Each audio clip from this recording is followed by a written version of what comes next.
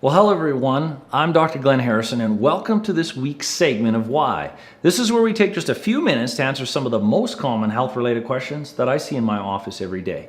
The question this week is, and I get this all too often, Dr. Harrison, I had a bunch of labs ran, they came back, they're normal, and I still don't feel very good. How is this possible? They can't find the problem.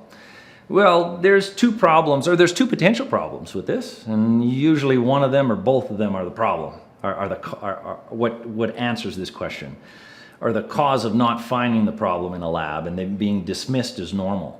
The first problem is there's just simply not enough laboratory tests done.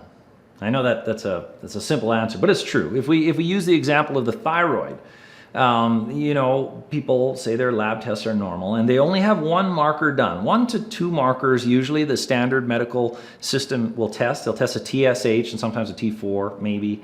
And in fact, by only those 2 tests, if they're normal, everything is dismissed and everything is fine. But to know the true thyroid, the whole thyroid, you have to do 12 markers. There's 12 tests for the thyroid. So that's just one example of not doing enough tests. Another common example that I see is iron. Some people come into my office and they're anemic. They have anemia or almost anemic, but it's not quite got to that point that they have symptoms. And then they're only tested with one marker. That would be like a serum iron. That's blood iron. But in fact, there's 5 markers. And I've had many people come into my office that they have too high of iron or too low of iron, and they only have that one test. They don't know the story. So the first problem the first reason that this happens, where you have tests done and it's dismissed as normal and you still have symptoms, is they're simply not doing enough tests. And the other most common one is in the ranges of what's normal. And I may have done a video on this in the past, the ranges of what's normal. So, if you look at your lab test, you'll have your number of whatever you are, and then there'll be a range of one set of numbers to another set of numbers. You have to fit in that range. And if you fit in the range, hey, okay, everything's good. Well, that's not the truth. Not everything is good, usually.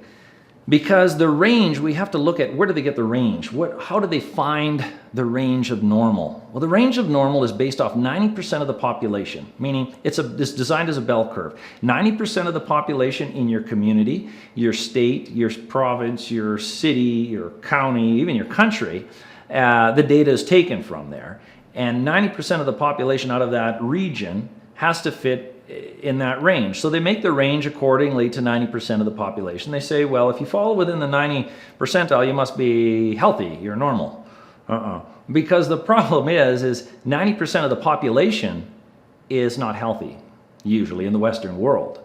And we don't have the true data off 90% of the population. Not 100% of the population doesn't have lab work in. So the data is skewed because the people going in to do lab work usually have a problem. It's not all the healthy people going in to do a lab test. It's the people with health problems going in. So the range of what's considered normal is based off 90% of the population with a health problem. We don't want to go in the middle of that and have our numbers line up and just assume it's a range of health. It isn't. So we have to dig a little deeper. There's a real interesting picture right here. So you have a classic example is frequently ordered panel like TSH, thyroid stimulating hormone. The traditional ranges, as you can see, is 0.3 to 5.7, and that changes depending on state, county, and country. It really does. And as long as you fall in that range, everything is A-OK normal. But it's not based off health, it's based off average population. But they're tighter values. They're called functional lab ranges or medical lab ranges. This is the window you want to fall in. And they vary a little bit, but depending on the literature, it really doesn't fluctuate that much. But it's usually 1.8 to 3.0. If you're in that range, chances are everything is great because it's based off research and health, not based off some generic average. But if you fall under the 1.8 in the world of TSH, you'll always have symptoms of hyperthyroidism, but it's not recognized usually until you're way out at 0.3 or 0.5. So you have symptoms a long time before the medical community recognizes it and points out the problem. And the opposite side of the spectrum, the same thing.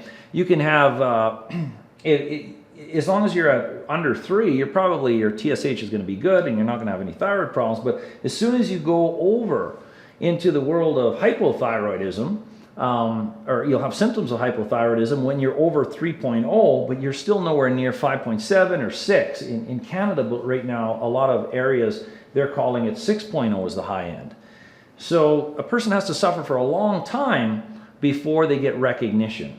Okay, so you really want to narrow those ranges down. So if you look back at your labs and see if you're on the high end or the low end, chances are that's the problem. So your labs really have to be looked at with a fine-tooth comb. This is extremely important because a lot of people have symptoms and no answers. So there are some answers with this. So look at your ranges, recognize what a normal range is, and there are functional and optimal ranges for every blood lab marker out there. So we can look at them, but consider that, because that could be the cause of the symptom, but not getting recognition, either not getting enough labs done to understand the problem or rule out problems, or looking at these big broad ranges that aren't an indicator of health, they're an indicator of disease. So hopefully that was helpful. There was quite a bit there, but by all means, share this with someone if you see that they're struggling, and maybe the labs can be looked at in a different fashion. I know we can do it as well. We can work with anybody in the continent. You can have them sent out to us and we can analyze them as well. So I hope that was helpful. I look forward to talking to you next day, where we're going to answer the why to another health-related question.